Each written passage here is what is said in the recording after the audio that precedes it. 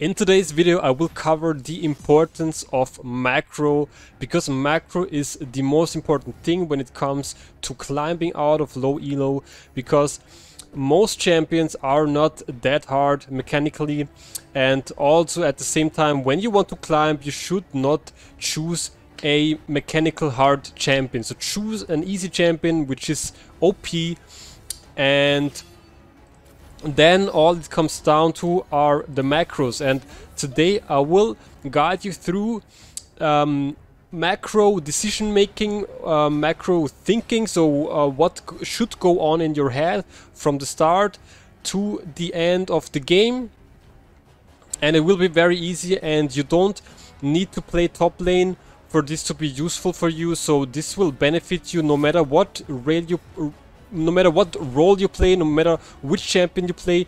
It will definitely be helpful for you if you're struggling to climbing out of low elo in League of Legends.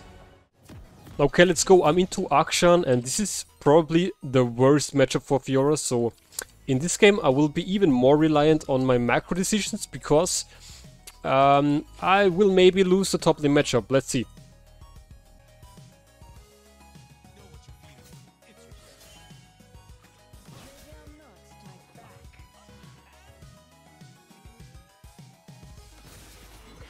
Oh, let's go. I dodge his Q. Okay, 1, 2, and... okay. It was an okay trade still. So first big macro decision is, where does the enemy jungler start? And he's starting bot. We even have vision of him. So now I can decide. Either I let this wave push to me, or I try to push it in. Since it's a very hard matchup, I will actually try to let it push to me, but if he doesn't contest, then I will still try to get the level 2 advantage. And also, as you can see, my jungler is also starting bot, so which means by the time of about 3:30 both junglers will be top, and then I want to have the prio to help my jungler contesting the Scuttle Crab, right? Okay, let's see if we can do something. No. So that's actually the first objective in the game, Scuttle Crab spawning at 3:30. Okay, perfect. Yeah, I will just push this in. Since I got the push, I got the level lead, I will just push this in.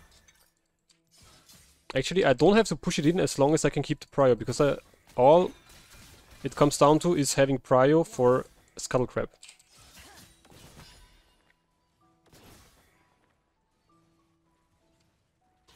It's hard to last hit. Akshan has a lot of burst damage with PTA and his passive and his Q. It's a lot of burst damage. I just want to secure the cannon, that I'm happy. Yeah, I need to parry that. Otherwise I take auto, Q, PTA. It's too much.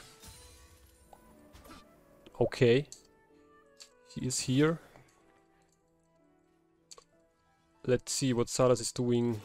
If he comes to gank now... Echo is here, so he can help me, but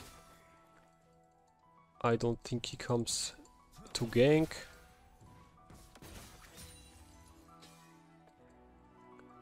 It's actually a good position. I don't want to give up the position, so I really don't want to trade right now because it's so good. And now you see, I'm getting ready. Okay, and I'm going. Yon is coming. We fight, we all in. Let's fight.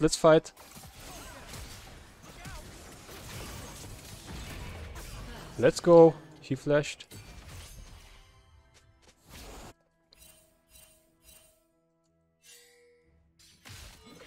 Oh!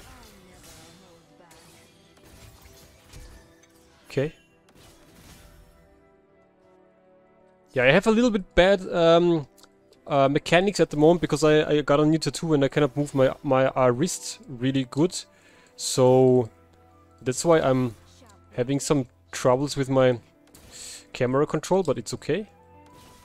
Wait a moment, this guy is way too low. This guy is way too low. And now the thing is, Sylas now will again start bot, clearing his bot camps, and then come top, clearing his top camp. And so he will most likely go clear bot, come top, gank, recall, clear bot, come top, gank, and in between he will look for objectives like Herald and Dragons, or he can also swap to ganking bot, but he will always, or at least at the first 50 minutes of the game, he will most likely always be pathing from bottom to top. So we can also track him using our jungler, because when our jungler, since they started on the same side, when my jungler is bot, the enemy jungler is bot. When my jungler is top, the enemy jungler is top. Because also their buffs will spawn at the same time, since they cleared them at the same time. And this means we can track this very, very well, and this is the most important macro of the early game. And the early game is the most consistent part of the whole game, so this is actually the most important macro of the game. Especially for solo lanes, but also for bot lane. If you get permagank bot lane and you have no clue of jungle tracking, it's the same thing.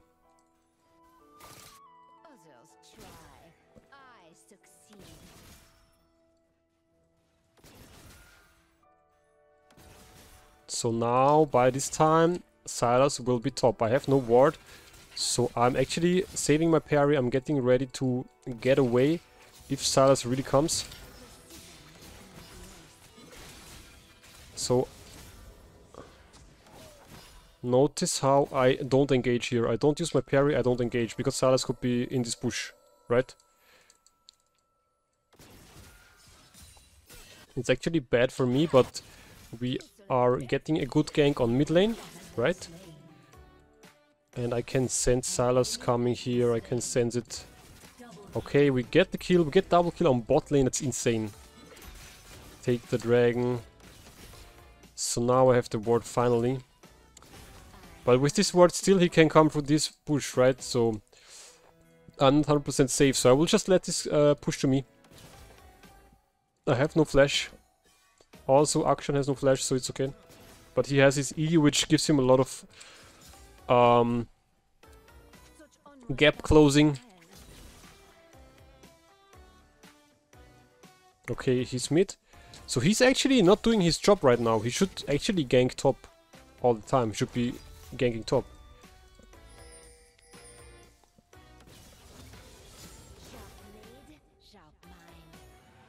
You can also track it when you look at the minion kills at the CS. Because every camp will give them 4 CS. So when they full clear one time, this will be 24 CS. And then afterwards they will full clear again. It will be again 24 CS. But note that the buffs will not be up on the second clear, so you have to calculate that, right? But it's pretty basic. Once you get it down, it will be hard to learn it, but once you get it down, it's the same thing every game. So once you get it down, it will be easy. You just have to do it once. Learn it once, and then you can do it for the rest of your life.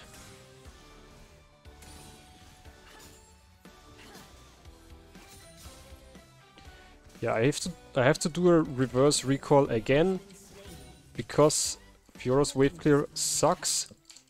And now let's slow push, because I'm full health. And should be okay, I should be able to push this in, let's see. Also Sylas will be bot by this time, so it should be good. Should be good.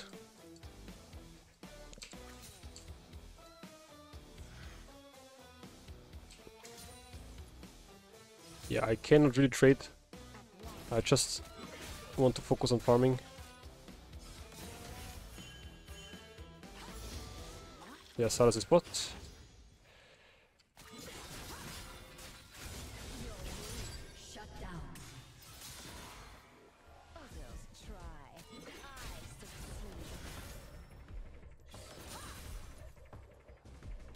Yeah, so it's a very tricky matchup. But I still have 2 biscuits left.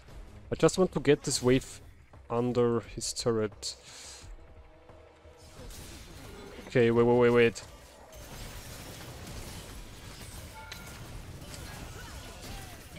Ah! I actually flashed to stop his E, but I failed. If I actually don't flash here, I live. I just wanted to go for the all-in, but it didn't work.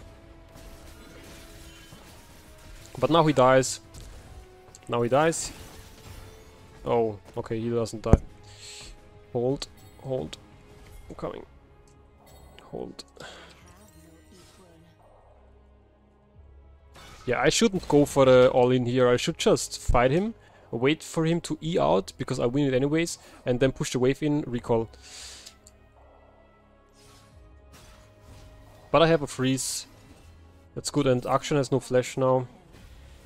Fighting Akshan here, actually, it doesn't work, because you can just E. If he's here, you can you have follow-up, so you can try, but that was actually not a good position to fight in.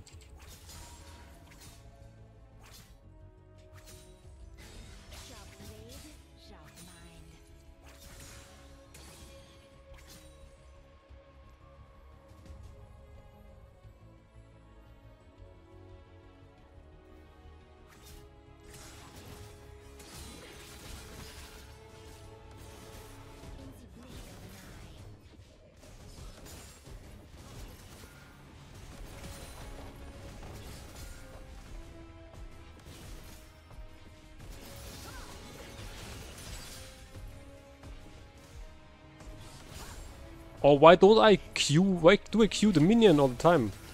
Why don't I hit Akshan?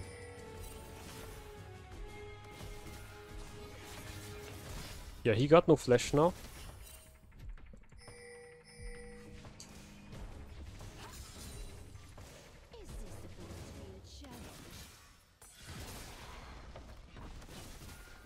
Okay.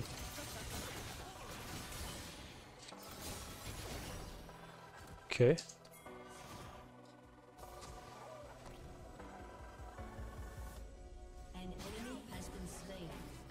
Yeah, I have to go to the lane.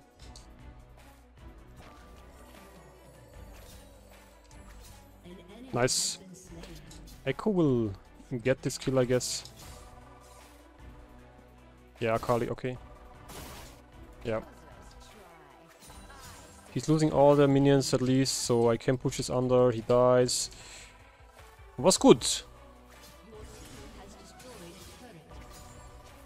So you see, like that it works. So you, when he overextends, you jump onto him, you proc your R, you pop your R because then you get move speed. You proc your vials because then you get move speed. And then you try to get in front of him, so if he E's, you stop him. So he has to E in the other direction, and then he's actually in a very bad position. This is how you win. But the thing is, he can poke you out, and then you cannot go for the all-in because you're too low. But this is the same thing into every ranged matchup, actually. That's actually a very basic laning phase. But still, very, very tricky, very hard matchup for Fiora.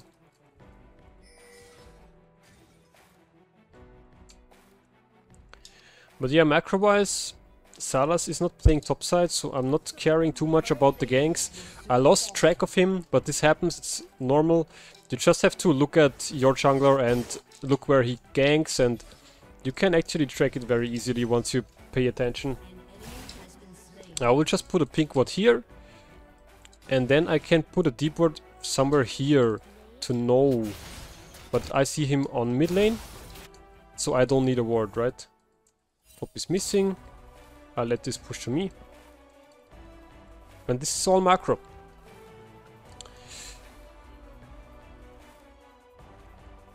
Wave management is macro. Jungle tracking is macro. Knowing when to have prio is macro.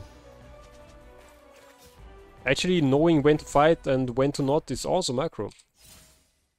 People really underestimate this. It's the most important thing, most important part of the whole game.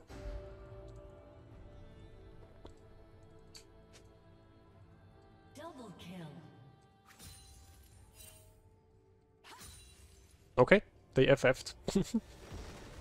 But yeah, very good, because as I said earlier, early game and laning phase is the most consistent part of the game, and if you practice this part and try to perfectly execute it every time, then you will win way much more games. You will climb way faster than ever. So get this down, focus on macro. Macro is very important.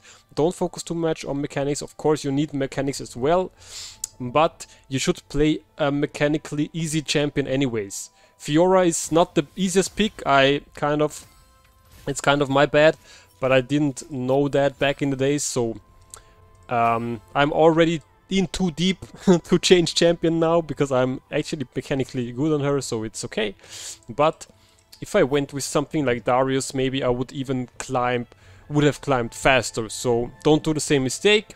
Pick up an easy champion, focus on macros, focus on the early game, and really play the early game perfectly every time, and you will win way more games. Okay guys, if you took anything positive or anything new, if you learned anything from this video, leave a like, comment down below and let me know what your current ELO is, or what the ELO is where you are stuck in. That's really nice to know. And if you are new to the channel and you haven't already, hit the subscribe button, hit the notification bell, because this way you won't miss any upcoming videos. I'm posting daily content to help you guys to climb to the rank you always wanted.